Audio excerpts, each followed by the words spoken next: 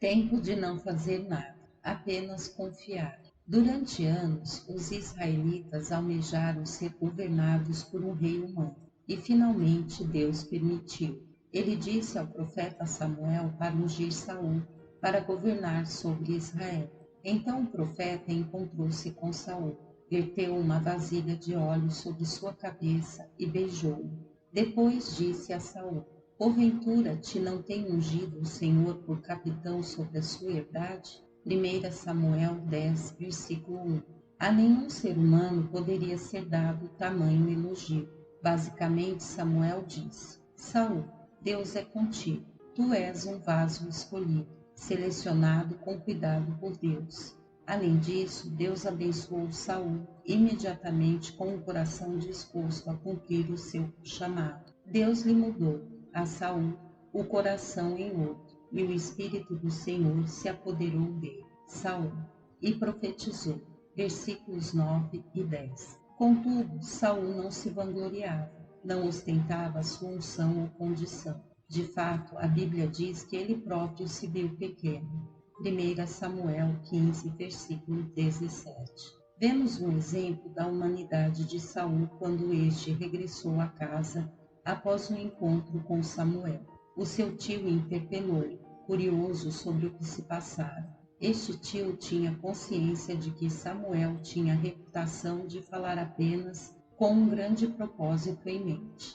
Então implorou a seu sobrinho: por favor, Saul, diz-me, o que é que Samuel te disse? Mas as Escrituras dizem: porém, o negócio do reino de que Samuel falara, lhe não declarou. Capítulo 10, versículo 16. Saul dispunha de notícias incríveis. No entanto, não proferiu palavra alguma sobre isso. Perguntou-lhe: quantas pessoas você conhece que guardariam uma coisa destas para si? Pouco depois, Samuel reuniu o povo em Mispa. O profeta tinha dois propósitos.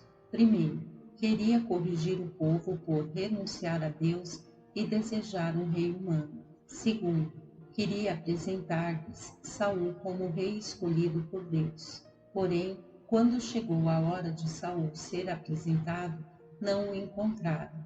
Samuel enviou uma delegação a procurá-lo e finalmente localizaram Saul escondido entre bagagem. Quando Saul foi apresentado perante a multidão, tinha tudo o que eles desejavam num rei. Era alto e formoso, mais alto do que todo o povo do ombro para cima. Capítulo 10, versículo 23. Samuel disse: em todo o povo não há nenhum semelhante a ele. Versículo 24. E Israel gritou em aprovação: viva o rei! Nos 2 primeiros anos, Saul provou ser um líder forte e piedoso. Quando ouviu que os amonitas tinham invadido Jabes de Gileade, o Espírito de Deus se apoderou de Saul. Capítulo 11, versículo 6. Saul depressa recrutou uma milícia de 330.000 homens, e essa mistura heterogênea, um exército mal armado, derrotou os amonitas.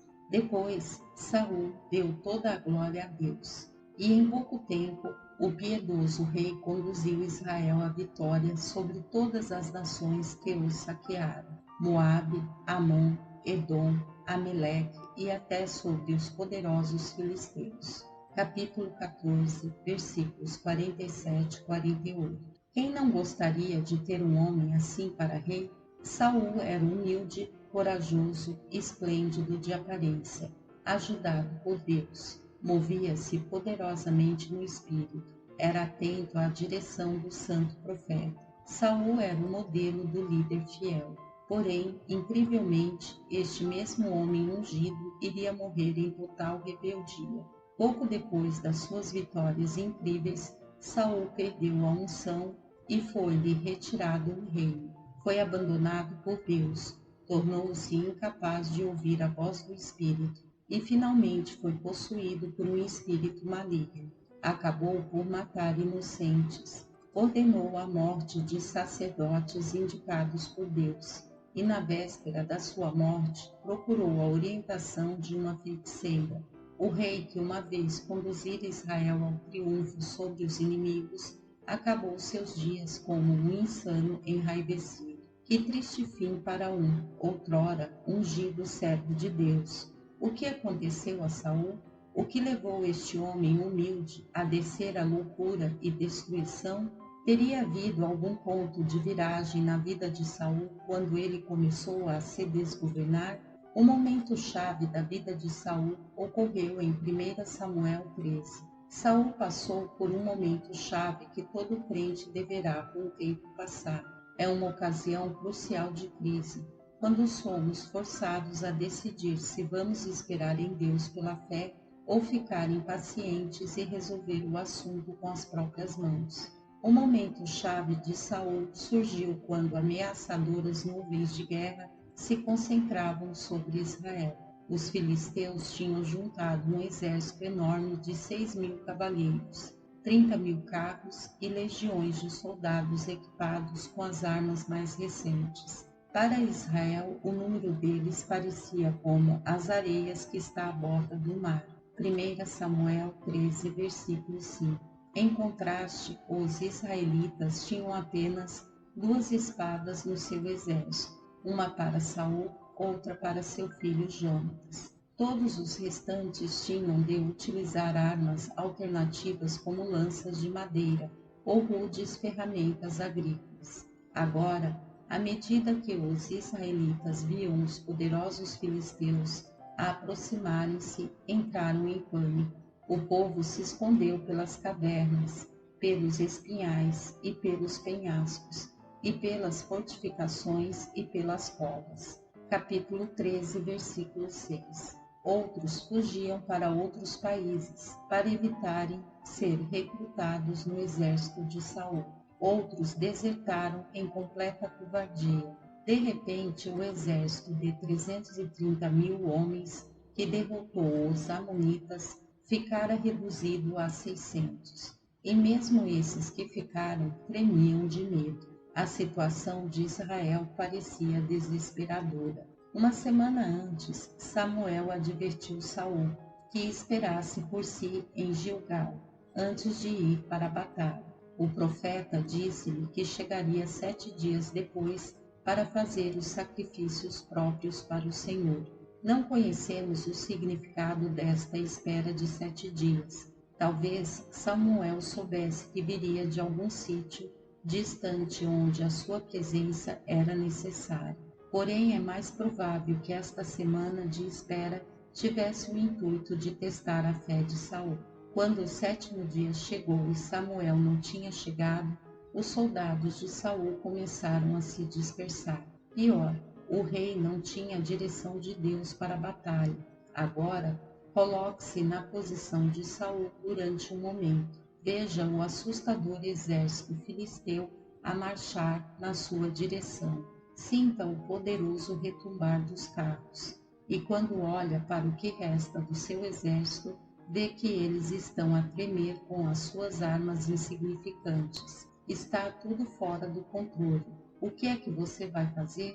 Você poderá perguntar: será que Saul tinha de ficar sentado ali sem fazer nada? Sim, era exatamente isso que ele tinha de fazer: esperar e orar.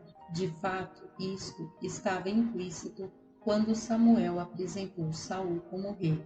O profeta disse a Israel: se temerdes ao Senhor e o servirdes, e deres ouvidos à sua voz, e não fordes rebeldes ao dito do Senhor, assim vós, como o rei Saul, que reina sobre vós, seguireis ao Senhor vosso Deus. Mas se não derdes ouvidos à voz do Senhor, mas antes fordes rebeldes ao dito do Senhor, a mão do Senhor será contra vós. Capítulo 12, versículos 14 e 15. Samuel explicou: o Senhor quer receber toda a glória pelo que ele fez através do nosso rei.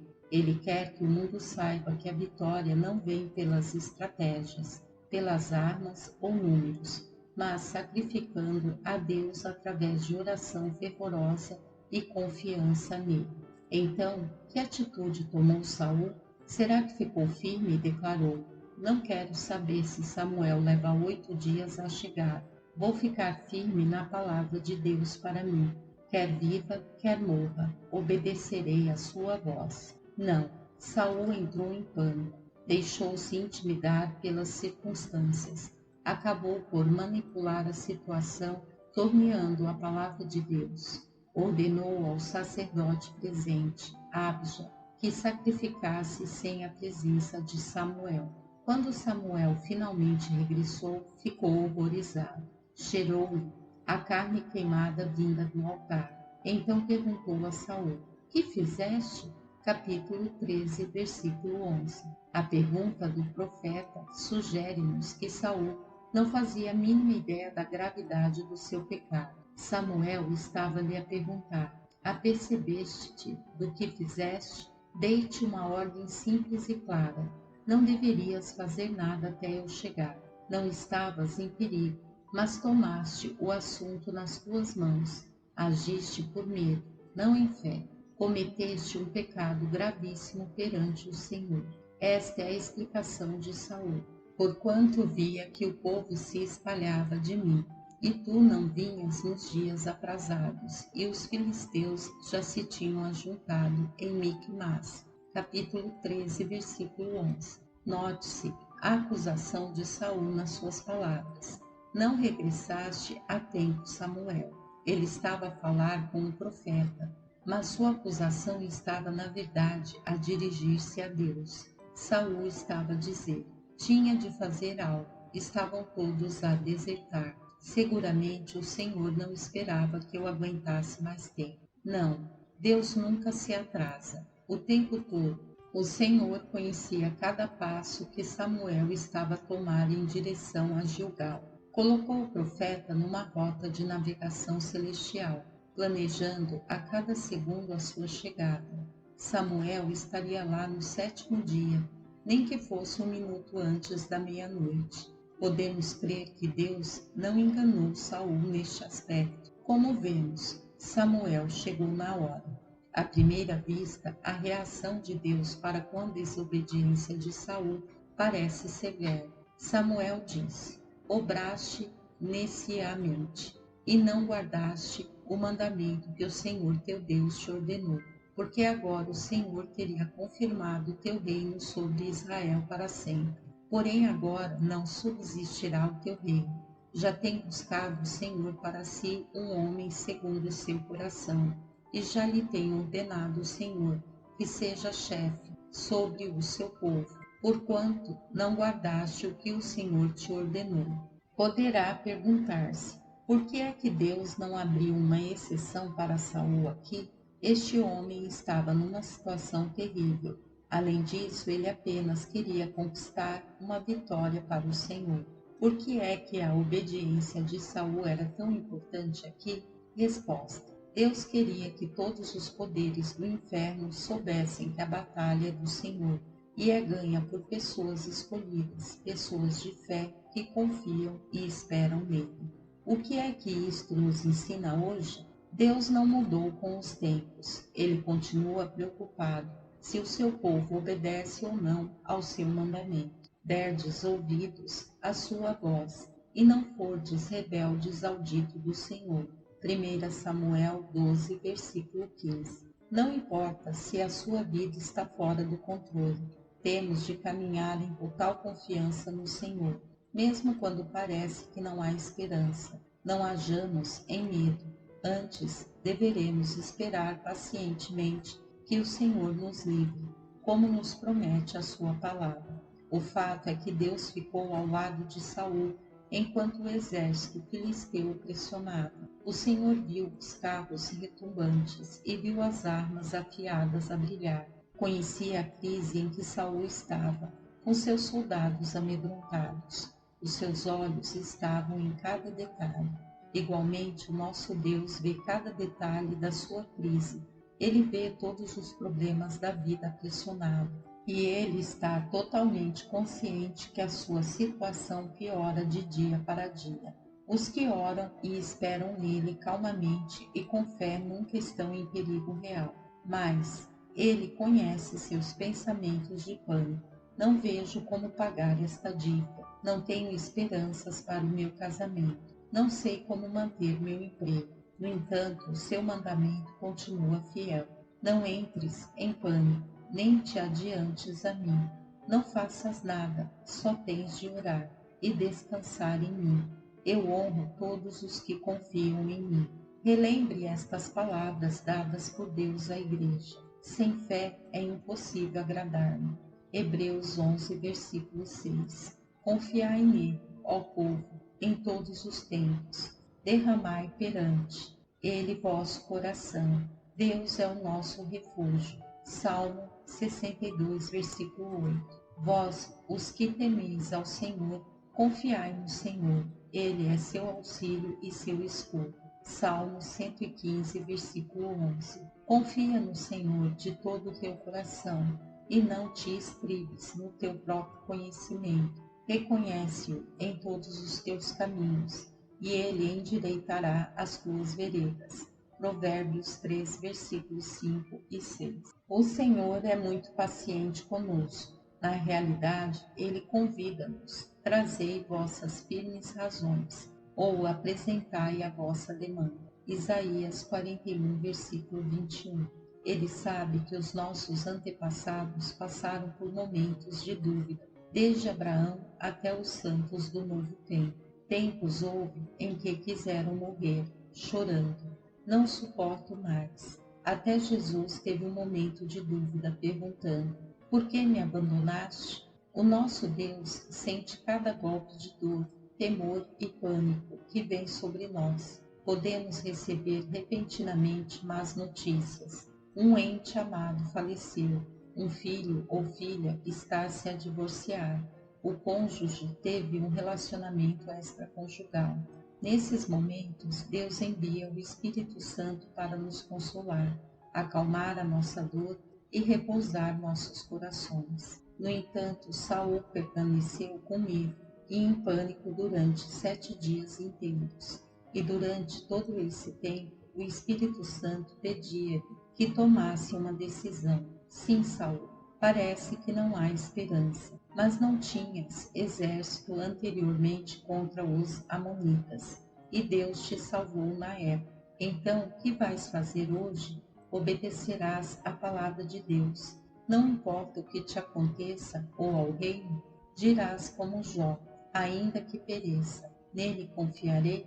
Sabemos que Deus conhece o coração de cada pessoa e sabia que a decisão que Saul tomasse decidiria o rumo da sua vida ali em diante. Afinal de contas, ele teria de enfrentar muitas situações semelhantes. Ganhamos um pouco de visão da decisão de Saul nas suas palavras para Samuel: violentei-me e ofereci o holocausto. 1 Samuel 13, versículo 12. A raiz da palavra violentar-me neste contexto significa impedir-se. Com isto, Saul queria dizer: tentei ser obediente, impedi-me de ser desobediente o máximo possível, mas finalmente tive de agir por minha conta e risco. Como resultado, Deus deixou Saul e revogou sua nomeação como rei.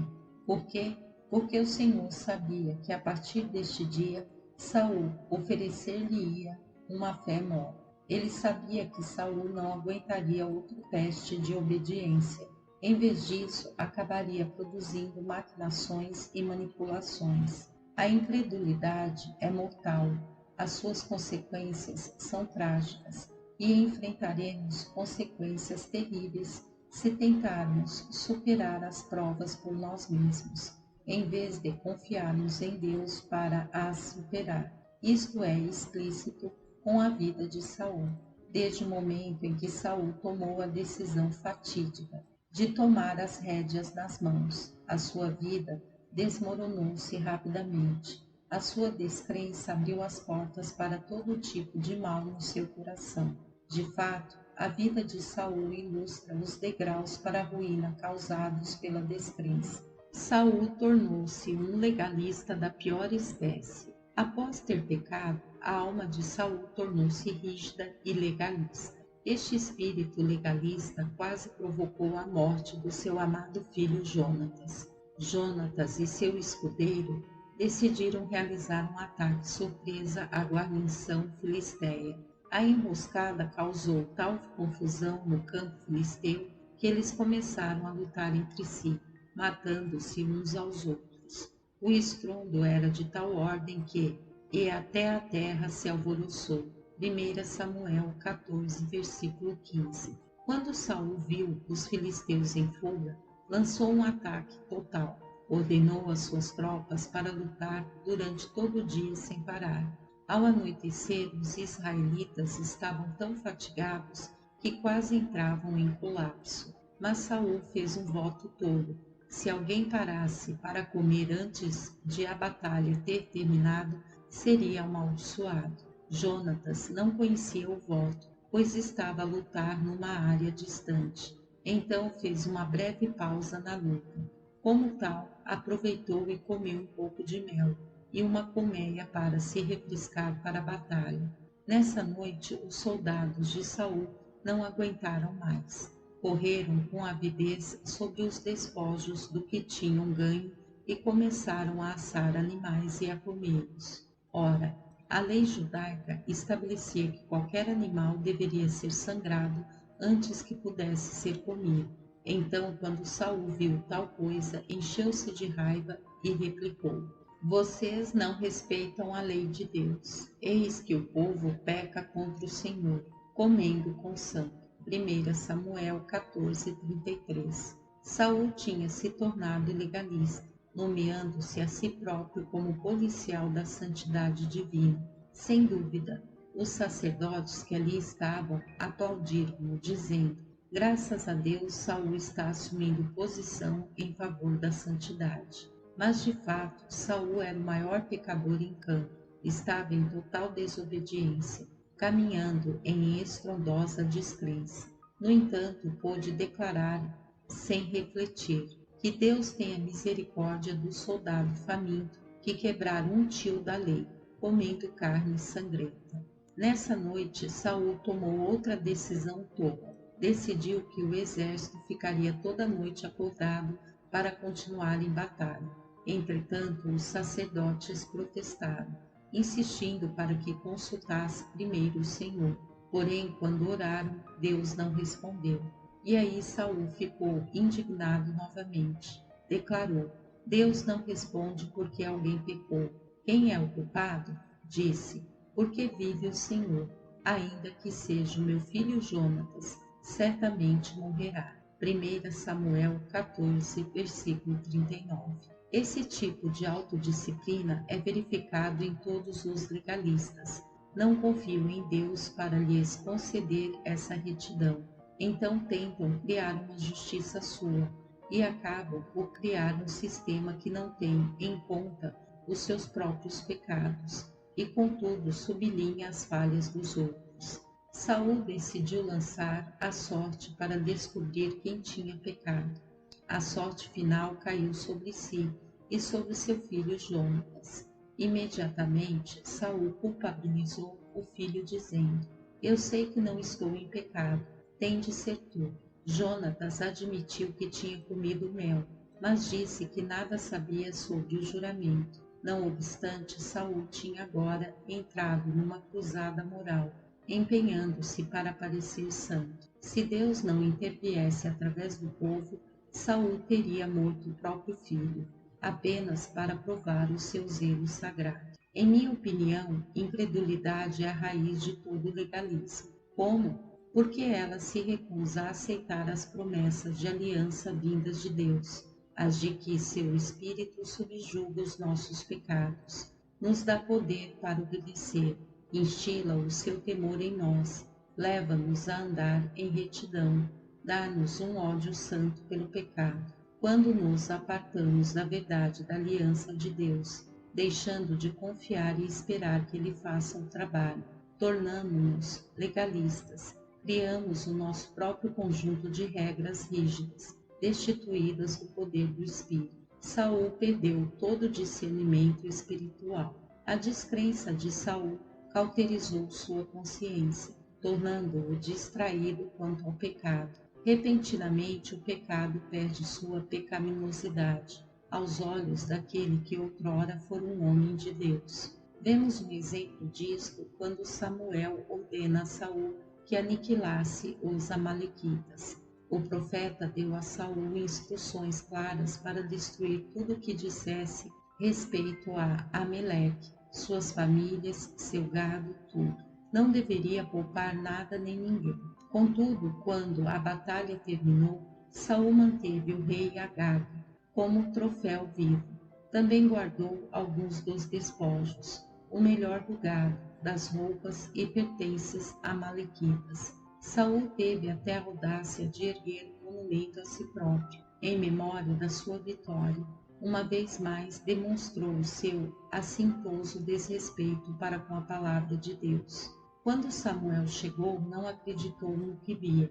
O campo de batalha tornara-se numa grande feira.